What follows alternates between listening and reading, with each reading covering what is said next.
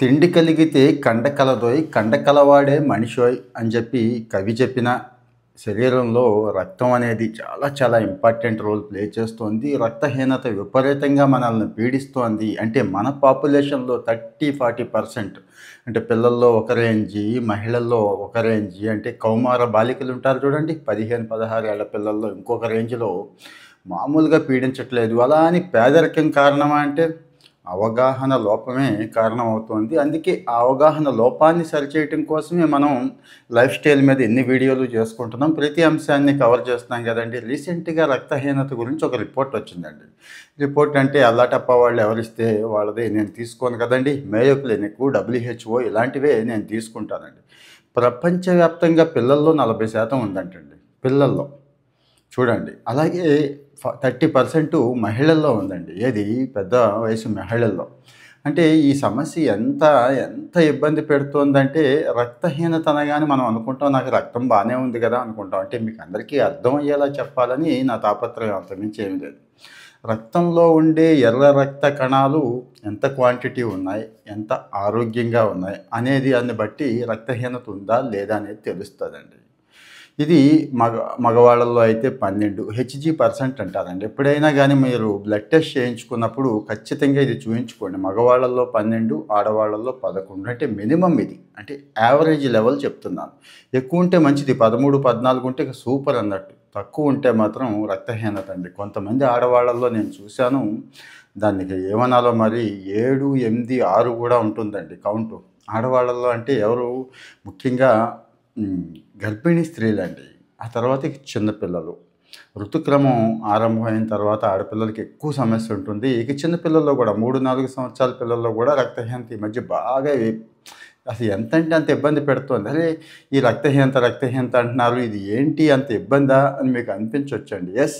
మనుషులెప్పుడు first dialogue చెప్పాను గదండీ! ఈసురోమని ఉంటే దేశమే గతి బాగుపడును అంటారు చూడండి. ఈసురోమని ఉండటానికి, నీరసంగా ఉండటానికి, నిస్సత్తువగా ఉండటానికి, పిల్లలు ఫోకస్ లేకుండా ఉండటానికి, గట్టిగా ఆడుకోలేకపోవడానికి, 10 మంది పిల్లలతో కలవకుండా ఉండటానికి, చీటికి మాటికి దగ్గులు, జలుబులు, జ్వరాలు ఇలాంటివి వచ్చేయటానికి, వీటన్నిటికీ కేవలం రక్తహీనత కారణమవుతోంది అని తెలుసా? అలాగని ఇదేదో భయంకరమైన జబ్బా అంటే కాదు. కానీ రోజువారీ ఇబ్బంది పెడుతూ ఉంటుంది. రోజు మనల్ని పీడిస్తూ ఉంటుంది. అయినా గానీ పట్టించుకోం. పోనీ ఎలా, ఏంటి పెద్ద ట్రీట్మెంట్లు కావాలంటే చిన్న చిన్న చిట్కాలతో అయిపోతుంది. చాలా వరకు రక్తహీనత మీకు తెలుసు విటమిన్ బి, బి12, ఫోలిక్ యాసిడ్, ఐరన్ రిలేటెడే ఉంటాయి. అంటే రక్తహీనతలో చాలా రకాలున్నాయి. కానీ మెజారిటీ గురించి చెప్తున్నాను. మరి ఇక్కడ తీసుకోవాల్సిన తిండి తీసుకోకపోవడం, తీసుకున్న దాన్ని వంట పట్టించకపోవడం. ఈ 2 సమస్యలు ఉన్నాయండి. అంటే for example folic acid related, iron related తీసేసుకుంటారు. కానీ అది వంట పట్టదు. వంట పట్టాలంటే వర్కౌట్ ఉండాలి కదండీ. కనీసం ఆటపాటలైనా ఉండాలి కదా! అది ఉండట్లేదు. ప్లస్ సిట్రస్ రిలేటెడ్ నారింజ, నిమ్మ ఇలాంటివి, బత్తాయి ఇలాంటివి తీసుకుంటే ఏది వాటితో పాటు ఇవి కూడా తీసుకుంటే బాగా ఒంటికి ఐరన్ పడుతుందంటారు కదండీ. ఇది ప్రధానంగా సమస్య శిశువుల్లో ఎక్కువ ఉంటుంది. 2, 3 ఏళ్ల పిల్లల్లో బాగా ఎక్కువ ఉంటుంది. గుర్తుంచుకోండి. మీ ఆడపిల్ల బ్లడ్ ఎంత ఉందో చూసుకోండి ఒకసారి. 16, 17, 20 పెళ్ళయ్యే ముందు ఆడపిల్ల బ్లడ్ పర్సెంటేజ్ చూసుకోండి. రేపు పెళ్లి చేస్తే ఆ పిల్లకి ఏ ఓపిక ఉండదండి. అంటే చూడడానికి చక్కగా దుబ్బులాగా దిట్టంగానే అనిపిస్తూ ఉంటారు. కానీ లోపల చెప్పాను కదా! రక్తం ఉండదు. రక్తంలో హెచ్‌జీ% చాలా చాలా చాలా తక్కువ ఉంటుందండి. రక్తంలో ఎర్ర రక్త కణాలు అని ఉంటాయి. జాగ్రత్తగా వినండి. మనకు అర్థమయ్యే భాషలో చెప్పుకుందాం. ఇవి మామూలుగా అయితే 120 రోజులు బతుకుతాయండి. 120 రోజుల తర్వాత చనిపోయి మళ్ళీ కొత్త ఎర్ర రక్త కణాలు పుడతాయి అన్నట్టు. ఎలా పుడతాయి అంటే మనం తీసుకున్న ఆహారం ద్వారా పుడతాయి. ఇవి చనిపోయి ఎక్కడికి వెళ్తాయంటే బయటికెళ్ళిపోతాయండి. కొన్ని అబ్నార్మల్ కండిషన్స్‌లో అంటే ఈ హెపటైటిస్ ఇలాంటి జబ్బులు ఉన్నప్పుడు మాత్రం ఇంకాస్త ఎర్లీగా చచ్చిపోతూ ఉంటాయి. అంటే అలాంటి వాళ్ళు ఇంకాస్త జాగ్రత్తగా ఉండాలి. రక్తహీనత లేకుండా చూసుకోవాలి. అసలు ఈ రక్తహీనత వచ్చే ఇబ్బంది ఏంటి? అసలు రక్తం ఏం చేస్తది అని మీరు అనొచ్చు కదా! ముందు మనం ఏం పీల్చుకుంటామండి? ఆక్సిజన్ పీల్చుకుంటాం. కార్బన్ డయాక్సైడ్‌ని వదిలేస్తాం. పీల్చుకున్న ఆక్సిజన్‌ని ఎవరు తీసుకెళ్తారనుకుంటున్నారు? అంటే రక్తంలోకి తీసుకెళ్ళి శరీరంలో ప్రతి అవయవానికి చేర్చే బాధ్యత ఈ ఎర్ర రక్త కణాలు తీసుకుంటాయండి. అంటే ఎంత ఇంపార్టెంటో చూడండి. శ్వాసకోశాల దగ్గర నుంచి కిడ్నీలు, ఊపిరితిత్తులు దగ్గర నుంచి గుండె ఇవన్నీ కూడా హెల్తీగా ఉండటానికి మరి ఈ రక్త కణాలు ఉండాలి కదా! మరి రక్త కణాలు సరిపోయే మోతాదులో ఉండటమే రక్తహీనత లేకపోతే విపరీతమైన అలసట, ఏమీ తోచకపోవడం, బలహీనంగా ఉండటం. ఇంకా చూడండి కొంతమంది ఎప్పుడు అలాగే ఉంటారు. అంటే మనుషులు చూడడానికి బాగానే ఉంటారు. అబ్బా! నాకు నీరసంగా ఉంది, నాకు అలసటగా ఉంది అంటుంటారు చూడండి అది. మరి ఈ ప్రభావం చిన్నదేం కాదు. చాలా చాలా పెద్దది. ఎందుకంటే ప్రొడక్టివిటీ తగ్గిపోతుందండి. పని చేయాల్సిన వయసులో పని సామర్థ్యం తగ్గిపోతే, చదువుకోవాల్సిన పిల్లల్లోకి ఎక్కకపోతే ఆలోచించండి ఒక్కసారి. ఆడ, మగ అందరిలోనూ ఉంది. కాకపోతే పిల్లల్లోనూ, ఆడవాళ్ళలోనూ ఇది చాలా ఎక్కువుంది. మరి మన పిల్లల మీద ప్రేమ అపారంగా ఉంటుంది. ఆడవాళ్ళ మీద ఏమాత్రం ప్రేమున్నా ఈ విషయాన్ని గమనించి దానికి సంబంధించిన చిన్న చిన్న చిట్కాలు చెప్పేస్తాను. మరీ ఎక్కువ ఉంటే వీటితో ఆగిపోవద్దు. దయచేసి డాక్టర్ గారిని కలవండి. ఆయన ఇంకా డీటెయిల్డ్‌గా చెప్తారు. ఈ మధ్య డైరెక్ట్‌గా చక్కగా గవర్నమెంట్ ఫ్రీగా ఇచ్చేస్తుందండి. ఐరన్ సప్లిమెంట్స్ ఇచ్చేస్తుంది. సిరప్ కూడా ఇచ్చేస్తోంది. సో, అంటే ఇమ్మీడియేట్ రెమెడీ చెప్తున్నాను. అలాగని జీవితకాలం అవి వాడి వాటి మీద ఆధారపడమని కాదు నా ఉద్దేశం. సో, మరి లక్షణాలు ఏంటి అంటే, లక్షణాలు కూడా స్టార్టింగ్‌లో ఒకలాగుంటే, మీడియం లెవెల్ ఎనీమియాకి ఒకలాగుంటే, హై లెవెల్ ఎనీమియాకి ఒకలాగుంటుందండి. కాస్త రక్తహీనత ఉండంగానే నీరసం, నిస్సత్తువ మొదలైపోతుంది చూసుకోండి. చర్మం కాస్త పాలిపోయినట్టు అయిపోతూ ఉంటుంది. నాలిక తెల్లబడుతుంది. కాస్త నోట్లో పుళ్ళు అవి రావడం, నాలుక మంటగా ఉండటం, పెదాల చివర్లు ఇక్కడ పగులుతూ ఉండటం, ఇలాంటివి. వెంట్రుకలు కూడా ఇంతకు ముందున్నంత గ్లో ఉండదు, ఫోకస్ ఉండదు, కాన్సంట్రేషన్ ఉండదు. ఇవన్నీ ఉంటాయండి. నేను చెప్తోంది కాదు, ఫేమస్ స్టడీస్ కదా, 100 సంవత్సరాలుగా స్టడీ చేసిన మేయో క్లినిక్ లాంటివి కూడా చెప్తున్నాయి. ఇక మధ్యస్థంగా అంటే మధ్యస్థ రక్తహీనత అంటే ఇంకాస్త ఎక్కువైతే అన్నట్టు, ఎక్కువగా దాహం వేసేయడం, చెమటలు పట్టడం, నాడి వేగంగా కొట్టుకోవడం, ఏదో కోడి మెడ వేసినట్టుగా తల వాల్చేస్తూ ఉంటారు చూడండి, అట్లా చేయడం, ఇలాంటివి ఉంటాయండి. ఇక తీవ్రంగా ఉంటే ఇంక చెప్పక్కర్లేదు, పిక్కలు పట్టేయడం. ఏదైనా కాస్త ఎక్సర్సైజ్ చేస్తే పిక్కలు పట్టేయడం, ఆయాసం, గుండె దడ అంటారు కదా మన వాళ్ళు. ఇవన్నీ కూడా మెదడు కూడా దెబ్బతినే ప్రమాదం ఉంది అంటున్నారండి. సో, మరి చాలా చాలా తీవ్రమైన నీరసం వచ్చేస్తుంది తీవ్రంగా రక్తహీనత ఉన్నప్పుడు. మరి ఏం చేయాలి ఏంటి అంటే, నేను చెప్పొచ్చేది ఒకటే చూడండి. ప్రధానమైన కారణం ఐరన్ లోపం, విటమిన్ లోపం, బి విటమిన్ లోపం, ఫోలేట్ లోపం, ఇవే ఉన్నాయండి. అలాగే ఖనిజాలు, ప్రోటీన్లు కూడా సమృద్ధిగా అందాలి కదా బాడీకి. మరి ఇవన్నీ ఏంటి అంటే ఎవరికీ తెలియక కాదు, మీకు అందరికీ తెలుసు. రోజువారీ ఆహారంలో ఖచ్చితంగా ఇవి ఉండేలా చూసుకోండి. అంత బిర్యానీ తింటున్నామా, లేకపోతే అంత చికెన్ తింటున్నామా, ఇదే చూసుకోకుండా ఇవన్నీ కూడా సమతులాహారం అన్నది అందుకోసమేనండి. నేను ఇందాకడ చెప్పాను కదా, ఎంత దారుణంగా ఉంది పరిస్థితి అంటే, పిల్లల్లో 40% ప్రపంచవ్యాప్తంగా. మనమేమి సూపర్ కాదు. రీసెంట్ ఎన్‌సీడీ స్టడీలు కూడా ఈ విషయంలో చాలా దారుణంగానే చెప్తున్నాయండి. ఇండియాలో పరిస్థితి బాగుందని అయితే చెప్పట్లేదు. ఇంకా మహిళల్లో ఏకంగా 30%. చూడండి, ప్రతి ముగ్గురిలో ఒకరు రక్తహీనతతో బాధపడుతున్నారంటే మన ఇంట్లో వాళ్ళు ఉండే అవకాశం ఉంటుందంటారా, ఉండదంటారా?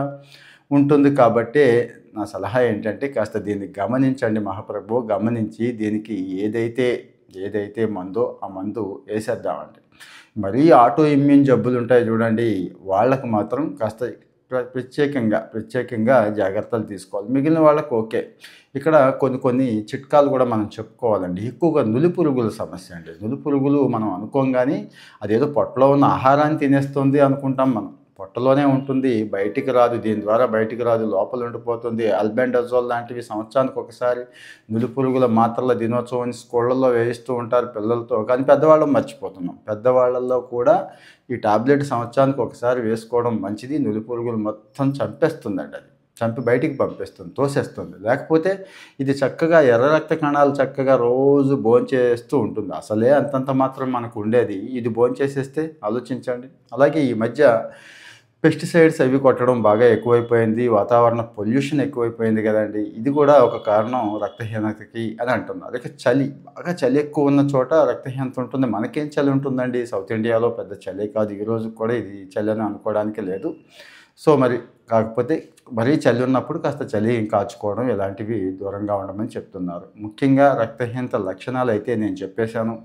రక్త పరీక్ష చేసినప్పుడు ల్యాబొరేటరీ ఆయన కూడా చెప్పేస్తాడు. డాక్టర్ గారు ఇంకాస్త వివరంగా చెప్తాడు. సో, మరి ఆ 12 మినిమమ్ 12 ఉండేలా పెట్టుకోండి. 12 టార్గెట్ పెట్టుకుంటే ఇంక ఇబ్బంది ఏమీ లేదండి. మీ రక్తం బాగున్నట్టు. రక్తం అంటే కోస్తే రక్తం బాగుంది, ఎర్రగా ఉంది కాదు. లోపల ఎర్ర రక్త కణాలు ఉన్నట్టు.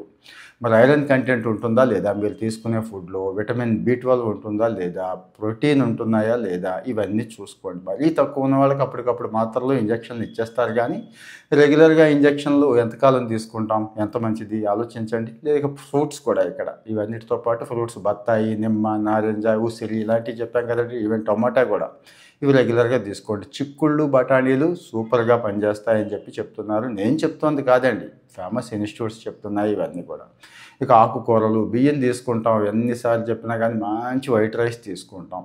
దంపుడు బియ్యం తీసుకోండి. ఇంకో సమస్య ఏంటంటే దంపుడు బియ్యం అనంగానే బియ్యం 25 అయితే దంపుడు బియ్యం 50 అంటారు. అదేం విచిత్రమో నాకు అర్థం కాదు. నేనే సపోజు ధాన్యం మిల్లుకి తీసుకెళ్ళి అసలు పట్టేయొద్దు ఇచ్చేయలాగా అన్నాను అనుకోండి. ఊక తీసి ఇచ్చేస్తాడండి. సేమ్ అంతే రేటు మరి. అంటే మిల్లుల్లో అక్కడేమి చార్జ్ చేయరు.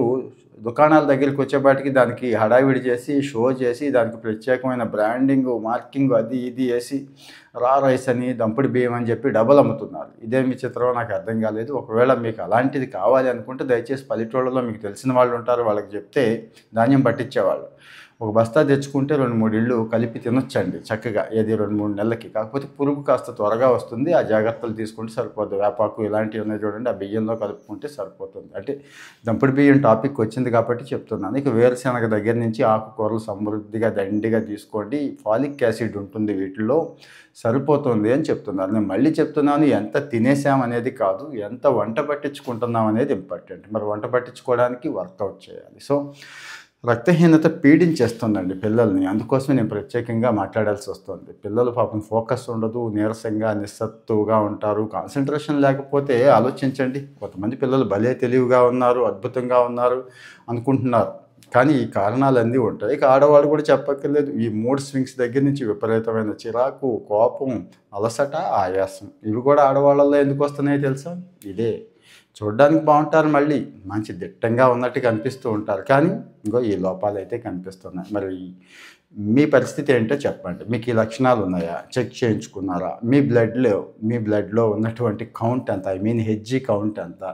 అప్పుడు చెప్పండి. దానికి ఏం చేస్తున్నారో కూడా దయచేసి చెప్పండి. లైఫ్ స్టైల్‌కి సంబంధించి ప్రతిదీనండి. అన్నీ చెప్పుకుందాం మనం. అన్నీ చెప్పుకుందాం. హ్యాపీగా, హెల్తీగా ఉండాలని నా ప్రయత్నం కూడా. సో ప్రతి అంశం అంటే ఇవన్నీ లేవని కాదు. చాలా చోట్ల చాలామంది చెప్పారు. ఒక డాక్టర్ గారు, ఇంకా ఫేమస్ ఫిజిషియన్ చెప్తారు. కానీ నా బాధ ఏంటంటే మీకు అర్థమయ్యేలాగా, మీ ఇంట్లో మనిషిలాగా చెప్పాలనేది నా బాధ. అంతకు మించి ఏమీ లేదు. సో సపోర్ట్ చేయండి. మరి ఇది ఎవరికి అవసరం? అందరికీ అవసరం. ప్రతి ఇంట్లోనూ ఈ సమస్య అయితే ఉంది కాబట్టి దయచేసి వాళ్ళకి షేర్ చేయండి. మీరు ఒక లైక్ ఇస్తే మనోడే పంపిస్తాడు.